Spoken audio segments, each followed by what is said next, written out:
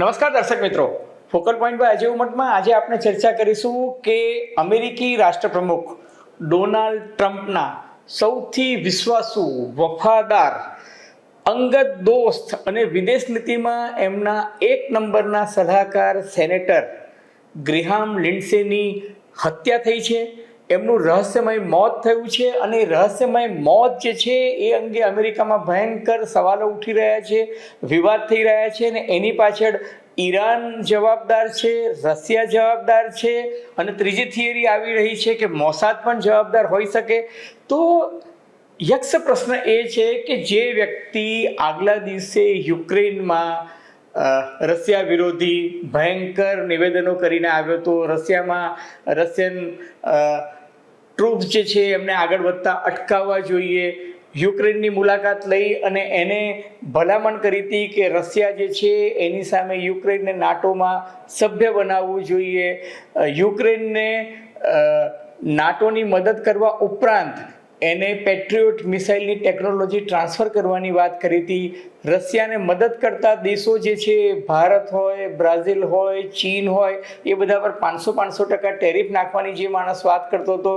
અને આ એક એવી વ્યક્તિ કે જે ઈરાનને હોર્મુઝની ખાડીના મુદ્દે નેસ્ત નાબૂદ કરવાની વાત કરતો હતો, એ વ્યક્તિ 10મી જુલાઈએ યુક્રેનની મુલાકાત લઈને અમેરિકા પાછા આવે છે. વોશિંગ્ટનમાં 10મી જુલાઈની મોડી રાત્રે એ ડોનાલ્ડ ટ્રમ્પને પોતાની ટ્રીપ વિશે કહે છે અને 11મી જુલાઈએ એકાએક રહસ્યમય સંજોગોમાં સહેજ ગભરામણ થઈ અને એનું મોત થઈ જાય છે. અને અમેરિકી મહિલા પત્રકારે સૌ પ્રથમ ટ્વીટ કરીને કહ્યું કે આ સામાન્ય સંજોગોમાં થયેલું કુદરતી અવસાન નથી, પરંતુ આ એક હત્યા છે, સાજિશ છે, ષડયંત્ર છે અને એની પાછળ એને એવી દહેશત વ્યક્ત કરી છે કે ઈરાન અને રશિયાનો સાથ હોઈ શકે, ઈરાન અને રશિયાનો હાથ પણ હોઈ શકે. હવે મજાની વાત એ છે કે ઈરાનમાં આ સમાચાર સાંભળીને જશ્નનો માહોલ છે અને આ મહિલા પત્રકાર, અમેરિકી મહિલા પત્રકાર એવું કહે છે કે ઈરાને જે હિટ લિસ્ટ બહાર પાડી હતી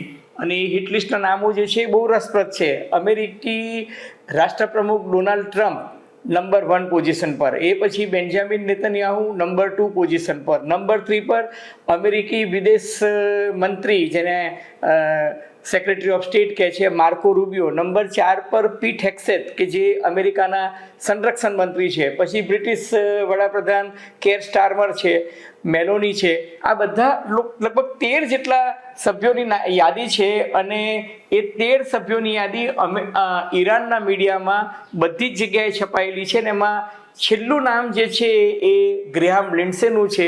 અને અત્યારે તમે ઈરાનના તમામ ચેનલો જુઓ, ઈરાનના તમામ અખબારો જુઓ તો એ 13 સભ્યોની યાદી જે છે એમાં આના નામ પર ચોકડી મારવામાં આવી છે. હવે અમેરિકી મહિલા પત્રકાર જે છે એણે એવું કહ્યું કે આયાતુલ્લા અલી ખામેનાઈની જે અંતિમ દફનવિધિ હતી અને જનાજાની યાત્રા સાથેના જે દ્રશ્યો હતા એ દ્રશ્યોમાં ઇંતકામ એટલે કે આક્રોશ અને બદલો લેવાની ભાવના જે હતી અત્યંત બળવત્તર હતી.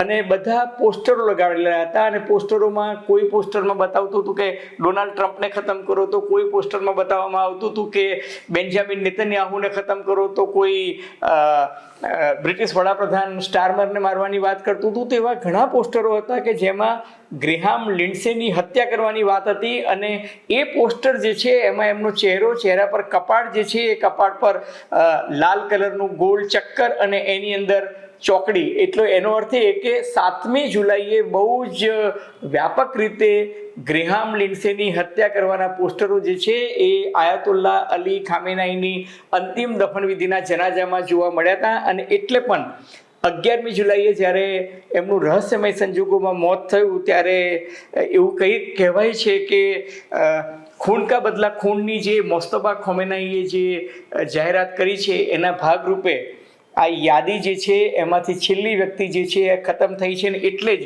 અમેરિકા, ઇઝરાયલ અને બીજા બધા વિદેશી નેતાઓની સિક્યોરિટી જે છે એ ભયંકર ટાઈટ કરી દેવામાં આવી છે. હવે ગ્રેહામ લિન્ડસેનું જે રહસ્યમય સંજોગોમાં મોત થયું છે એની પાછળ જે 3 થિયરી ચાલે છે. એક થિયરી છે કે ઈરાને એમની હત્યા કરાવી હોઈ શકે, બીજું જે છે કે રશિયાએ એમને કોઈ એક પોઈઝન જેને ઝેર કહી શકાય એ આપ્યું હોય, અને ત્રીજું જે છે મોસાદનું નામ આવે છે.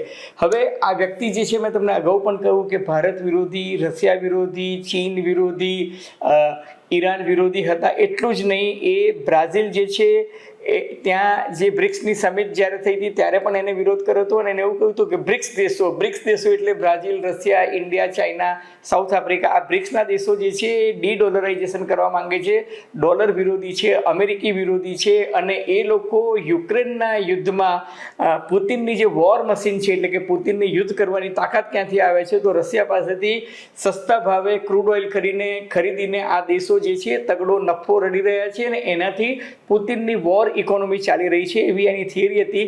અને હમણાં થોડા દિવસ પહેલાં જ એને એવું કહ્યું હતું કે ભારત પર 500% ટેરિફ નાખવી જોઈએ. અલબત્ત એને કારણે ભારત સરકાર પર વિપક્ષોએ ખાસા માછલા ધોવાની પણ કોશિશ કરી હતી, ને ભારત સરકારે સ્પષ્ટતા કરી હતી કે અમે આવી કોઈ જ ડીલ કરવાના નથી કે જેમાં ભારત સરકારને નુકસાન થાય. અલબત્ત ઈરાનની થિયરીની વાત કરીએ તો હવે ઈરાનની થિયરી એવી છે કે ઈરાનમાં જશ્નનો માહોલ છે. ઈરાનની તમે ચેનલો જુઓ તો ઈરાનના જેટલા પણ એન્કર છે એ 4 વખત એક જ વાક્યનું રટન કરે છે કે ગ્રેહામ લિન્ડસેની હત્યા થઈ છે, ગ્રેહામ લિન્ડસેનું અવસાન થયું છે, ઈરાનમાં જશ્નનો માહોલ છે. એટલે એકનું એક વાક્ય 4 વખત રિપીટ કરીને કહે છે કે ઈરાનનો એક દુશ્મન જે છે એ આજે ખતમ થઈ ગયો છે. હવે એ ઈરાનની પ્રજામાં આટલો બધો આક્રોશ શા માટે છે? તમને જો યાદ હોય તો ઈરાન પર 2025 જૂનમાં જે હુમલો થયો હતો ને જે 12 દિવસ યુદ્ધ થયું હતું, ઈરાન, ઇઝરાયલ અને અમેરિકા એ ઈરાનમાં જ્યારે બસ્ટર બંકર બોમ્બ જે ફેંક્યા હતા, B2 બોમ્બ જેને કહી શકાય છે, એ જ્યારે બોમ્બ ફેંક્યા હતા ત્યારે ગ્રેહામ લિન્ડસે જે છે એ ભયંકર સમર્થન કરતો હતો અને કહેતો હતો કે ઈરાનની ન્યુક્લિયર ફેસિલિટી જે છે એને તબાહ કરી નાખવું જોઈએ, ઈરાન પાસેથી સંવર્ધિત યુરેનિયમ લઈ અને અમેરિકાએ પોતાના કબજામાં રાખવું જોઈએ. એટલે ઈરાનની મિસાઇલ ટેકનોલોજીનો એ વિરોધી હતો, ઈરાન પરમાણુ બોમ્બ બનાવે એનો પણ એ વિરોધ હતો, અને ઈરાને હોર્મુઝની ખાડી પર જે કંટ્રોલ કર્યો એના માટે એ હંમેશા એવું કહેતો હતો કે ઈરાન જો હોર્મુઝની ખાડી પરથી પોતાનો કંટ્રોલ ન જવા દે તો ઈરાનને નેસ્ત નાબૂદ કરી નાખવું જોઈએ. હવે એથી પણ વધારે મહત્વની વાત એ છે કે ઈરાન અને અમેરિકા વચ્ચે જ્યારે એક તટસ્થ દેશમાં મંત્રણા ચાલી રહી હતી ત્યારે એ દરમિયાન આ વ્યક્તિ એટલે કે ગ્રેહામ લિન્ડસે જે છે એને ઇઝરાયલની મુલાકાત લીધી. ઇઝરાયલના વડાપ્રધાન બેન્જામિન નેતન્યાહુ સાથે એને બહુ સારા ઘનિષ્ઠ સંબંધો હતા. એટલું જ નહીં, ઇઝરાયલ અને અમેરિકાની હંમેશા તરફેણ કરતો હતો. એટલું જ નહીં, યુદ્ધ જે 28મી ફેબ્રુઆરીએ આ વર્ષે શરૂ થયું એના એક અઠવાડિયા પહેલાં એ ઇઝરાયલ ગયા હતા. ઇઝરાયલથી એ કતાર, પછી દુબઈ, પછી સાઉદી અરેબિયા, પછી કુવૈત, પછી જોર્ડન, એટલે G6ના જે ગલ્ફ નેશન્સના જે G6 કમિટી છે બધા દેશોના નેતાઓને મળ્યા હતા, અને એને ડોનાલ્ડ ટ્રમ્પને એક એવી ઇમ્પ્રેશન આપી હતી કે બધા જ દેશો ઈચ્છે છે કે ઈરાનની જે દાદાગીરી જે છે ખતમ કરવી જોઈએ, અને આપણે ઇઝરાયલ સાથે રહી અને ઈરાન પર હુમલો કરવો જોઈએ. અને ઈરાન પર જે સૌથી પહેલો હુમલો થયો ત્યારે એમણે ટ્વીટ પર બહુ જ રાજીપો વ્યક્ત કર્યો હતો. એટલા માટે એવું કહેવાય છે કે ઈરાનની પ્રજા એનાથી ભયંકર નારાજ હતી, એનાથી ભયંકર અકળાયેલી હતી, અને એટલે જ ઈરાનની હિટ લિસ્ટમાં એનું નામ બોલાય છે. અલબત્ત ઈરાનની સંડોવણી છે એવા કોઈ પુરાવા નથી, પણ આ જે અમેરિકી મીડિયામાં જે ભયંકર હોબાળો મચ્યો છે, વિવાદ થયો છે, અને જે નામો ચાલી રહ્યા છે અમેરિકી સોશિયલ મીડિયામાં, અમેરિકી ચેનલોમાં, અમેરિકી છાપાઓમાં, એના આધારે હું કહી રહ્યો છું. હવે આવો રશિયન થિયરી પર. તો રશિયન થિયરી જે છે, રશિયાને શા માટે એની હત્યા કરવામાં રસ હોઈ શકે, અથવા તો રશિયા સામે શંકાની સોય શા માટે તાકવી જોઈએ? તો એવું કહેવાય છે કે રશિયાને આર્થિક રીતે તબાહ કરવા માટે ગ્રેહામ લિન્ડસે જે છે એ અવનવા પેંતરા રચતા હતા. એનું બેકગ્રાઉન્ડ એ છે કે 2002થી એ સેનેટર છે, અને અગાઉ એ ડેમોક્રેટિક પાર્ટીમાં હતા. ત્યારે એ ટ્રમ્પના ભયંકર વિરોધી હતા. ટ્રમ્પના એટલા બધા ટીકાકાર હતા કે એમને એક તબક્કે 2015માં એવું કહ્યું હતું કે જો ડોનાલ્ડ ટ્રમ્પને નોમિનેશન આપો અને જો ડોનાલ્ડ ટ્રમ્પ અમેરિકાના રાષ્ટ્રપ્રમુખ બનશે તો એ અમેરિકાને તબાહ કરી નાખશે. એ કક્ષાએ એમને કહ્યું હતું, ને એમને કહ્યું કે અમેરિકાએ પોતાની બરબાદીનું વોરંટ લખી નાખવું જોઈએ જો ડોનાલ્ડ ટ્રમ્પ અમેરિકી રાષ્ટ્રપ્રમુખ બને તો. પણ પછી 2016 પછી એ ડોનાલ્ડ ટ્રમ્પના એટલા બધા અંધભક્ત બની ગયા કે ડોનાલ્ડ ટ્રમ્પને બધા જ મુદ્દે સમર્થન આપતા હતા. એટલું જ નહીં, જ્યારે ડોનાલ્ડ ટ્રમ્પને ઇમ્પીચમેન્ટ એટલે કે એમને પદભ્રષ્ટ કરવાની વાત આવી ત્યારે એમણે ડોનાલ્ડ ટ્રમ્પને બચાવવાની પૂરેપૂરી કોશિશ કરી હતી.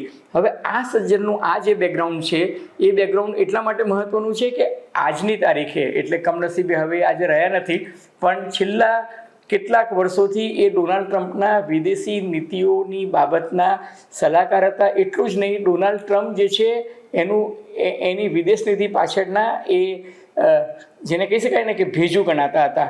હવે યુક્રેનને નાટોની મેમ્બરશિપ આપવાની એમણે તરફેણ કરી હતી.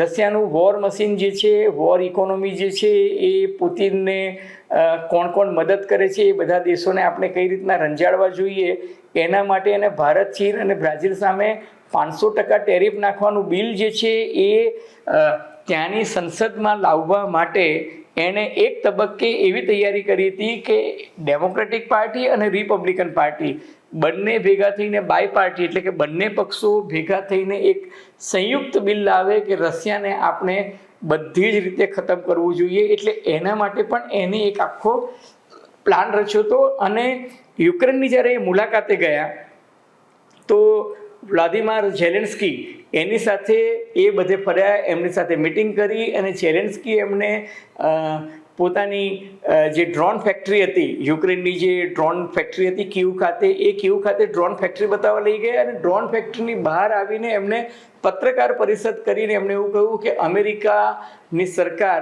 એક એવું વિધેયક લાવી રહી છે કે જે વિધેયકથી ડોનાલ્ડ ટ્રમ્પ બંને રાજકીય પક્ષોને વિશ્વાસમાં લઈને રશિયાને ખતમ કરવાની એક આખી યોજના બનાવશે. અને યોજના એવી હશે કે રશિયાને જે કોઈ દેશ મદદ કરતો હશે એ બધા દેશો સામે કમસે કમ 500% ટેરિફ લાવવામાં આવશે. એટલું જ નહીં, એને બીજી વાત એ કરી કે અમેરિકી સંસદમાં એ પોતે એક એવી રજૂઆત કરવાના છે કે અમેરિકાની જે પેટ્રિયોટ મિસાઇલ છે એ પેટ્રિયોટ મિસાઇલ અમેરિકાની સૌથી મહત્ત્વનું જે એક શસ્ત્ર છે એ પેટ્રિયોટ મિસાઇલની ટેકનોલોજી યુક્રેનને ટ્રાન્સફર કરવી જોઈએ, જેથી યુક્રેન જે છે એ આત્મનિર્ભર બને પેટ્રિયોટ મિસાઇલ ટેકનોલોજીમાં. અને એ યુક્રેન જે છે ડ્રોન બહુ સરસ બનાવે છે. પેટ્રિયોટ ટેકનોલોજી જો એમને ટ્રાન્સફર કરવામાં આવે તો રશિયાની ઉપર સૌથી વધુ ખતરો વધી જાય, અને એટલા માટે પણ રશિયા જે છે એમના પર અપસેટ હતું. હવે એવું કહેવાય છે કે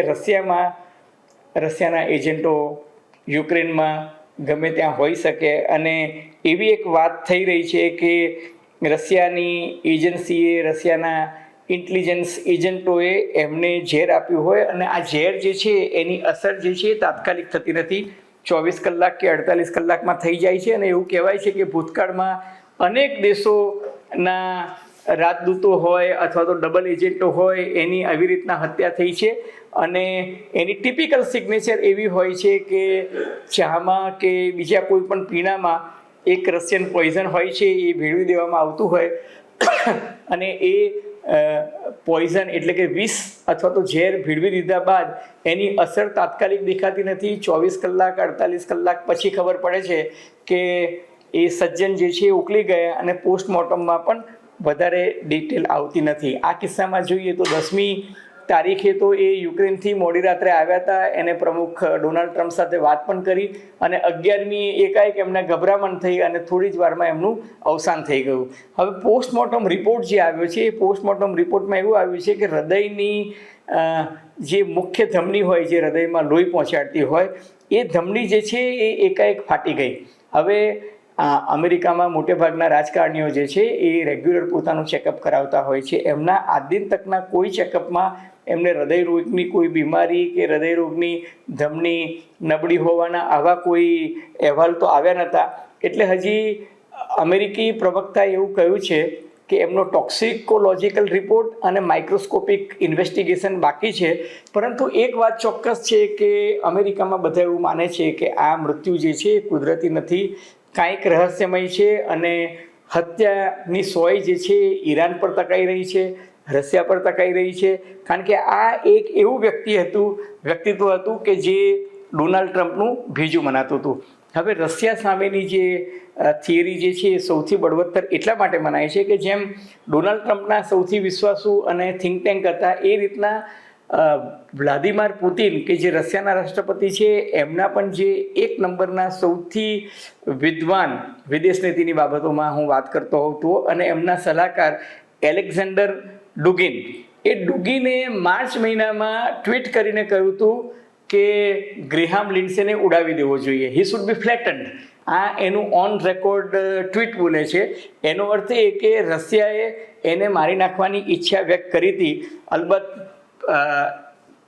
FBI જે ડિરેક્ટર છે, ફેડરલ બ્યુરો ઓફ ઇન્વેસ્ટિગેશન, મૂળ ગુજરાતી, કાસ પટેલ, એમણે કહ્યું છે કે અત્યારે અમે કોઈ પણ કન્ક્લુઝન પર પહોંચતા નથી અને ઇન્વેસ્ટિગેશન ચાલુ છે, એટલે ઇન્વેસ્ટિગેશનમાં શું આવે ખબર નથી પડતી. પણ રશિયા સામેની શંકા પણ બળવત્તર બનાવી છે, જેમ ઈરાન સામેની શંકા છે. હવે મોસાદ હોઈ શકે એવી એક થિયરી છેલ્લા 12 કલાકમાં ચાલે છે.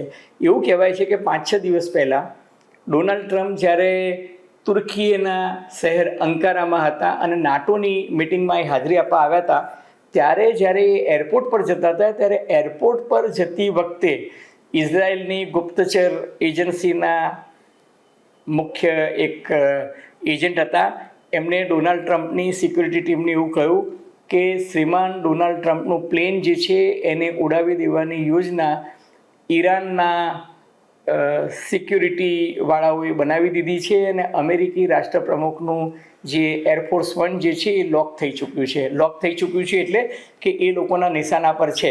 હવે ઇસ્લામિક રિવોલ્યુશનરી ગાર્ડ જે છે ઈરાનના, એ પણ એટલા ખતરનાક છે અને ત્યારે મોત્તબા ખામેનાઈએ પોતાની ટીમને સંકેત આપી દીધો હતો કે ખૂન કા બદલા ખૂન, અને એ સમયે એક આખી હિટ લિસ્ટ બની ગઈ હતી. એટલે ખુદ ડોનાલ્ડ ટ્રમ્પે એરપોર્ટ પર એવું કહ્યું કે મને ખબર છે કે ઈરાનની હિટ લિસ્ટમાં હું નંબર 1 પર છું, પરંતુ મેં મારા આર્મીને સૂચના આપી છે કે જો મારી પર કે મારા પ્લેન પર હુમલો થાય તો 1000 મિસાઇલો ઈરાન પર એક સાથે છોડી દેજો અને it should be logged and loaded.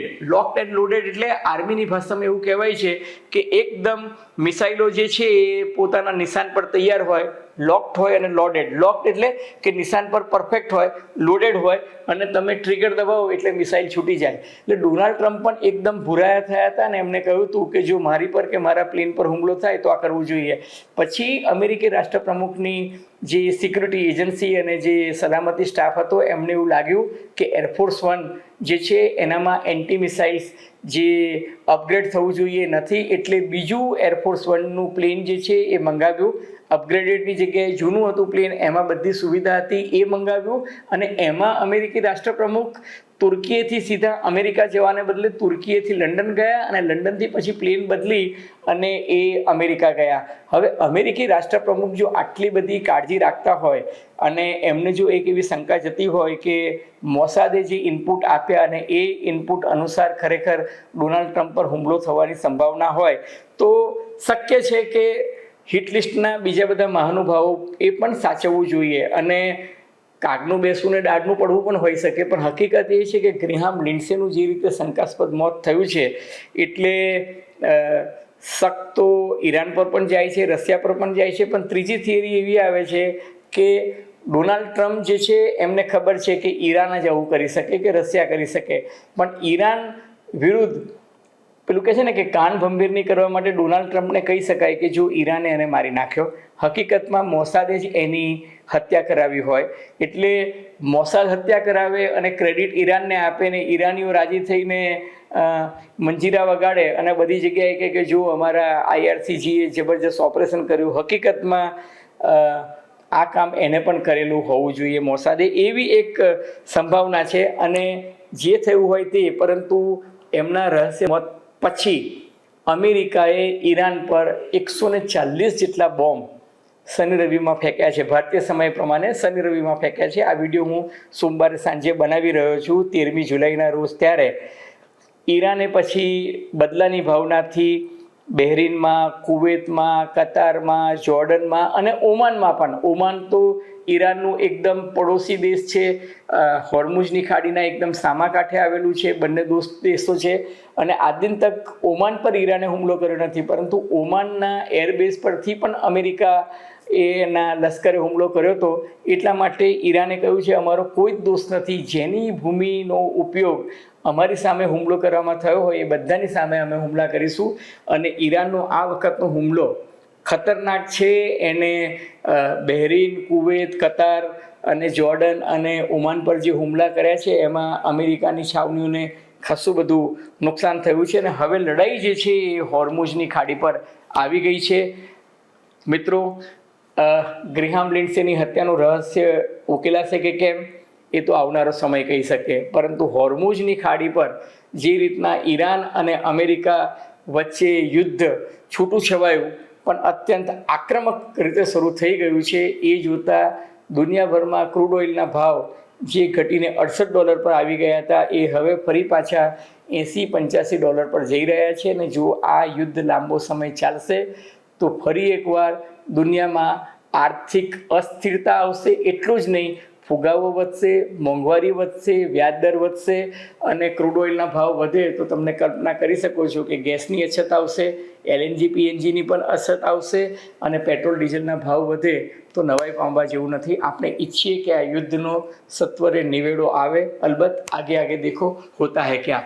મિત્રો, તમને ફોકલ પોઈન્ટ બાય અજય ઉમટનો આ એપિસોડ નવ ગુજરાત સમયના અમદાવાદ મિરરના સથવારે ગમ્યો હોય તો એને લાઇક કરજો, શેર કરજો, સબસ્ક્રાઈબ કરજો. આપ શું માનો છો?